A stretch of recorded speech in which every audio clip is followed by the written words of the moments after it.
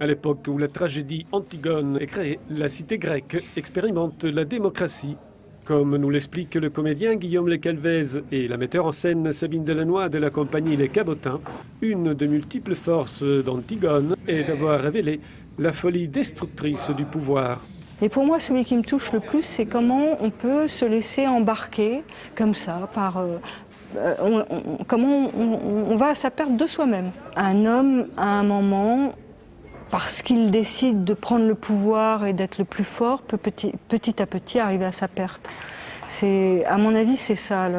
Il se fait embringuer,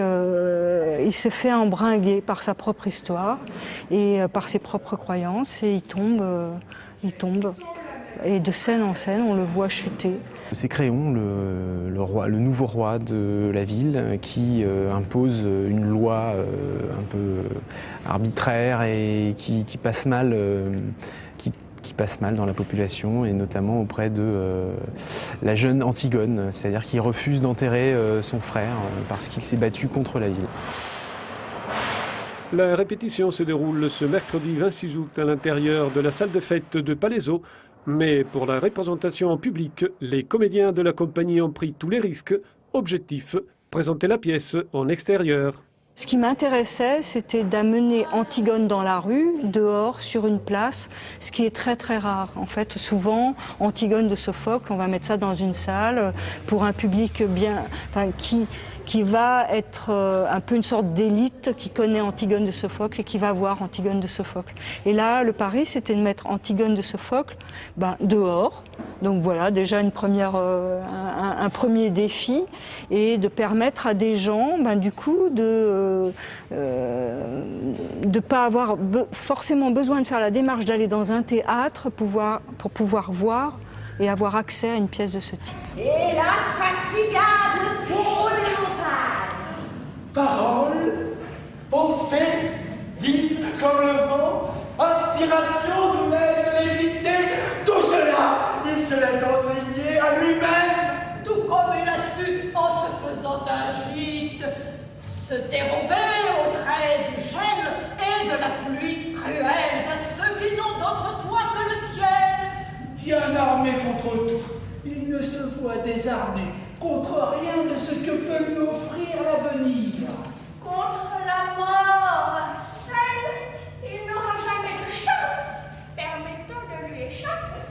Et bien qu'il ait déjà su contre les maladies les plus opiniâtres, imaginez plus d'un remède. Ainsi, maître d'un savoir dont les inépuisables... Le jeu en plein air pose un certain nombre de difficultés.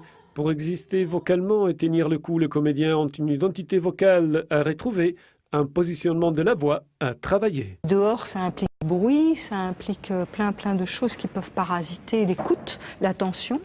Et donc du coup, cette année, on a eu le grand plaisir de pouvoir travailler avec vraiment quelqu'un qui nous a fait faire aussi un travail sur la voix et qui a fait un travail avec chaque acteur et chaque comédien, qui s'appelle Daniel Benaïm, qui est une orthophoniste, donc du coup, qui a tout un travail, une connaissance de comment ça fonctionne, de ne pas forcer et quand même d'être audible en extérieur. Voilà la jeune Antigone.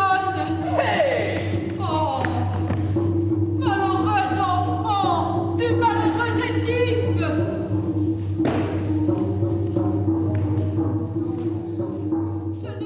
Dans la pièce, deux volontés inflexibles sont en conflit. Créon défend la loi de la cité, Antigone mène une action de rébellion contre l'État et la loi.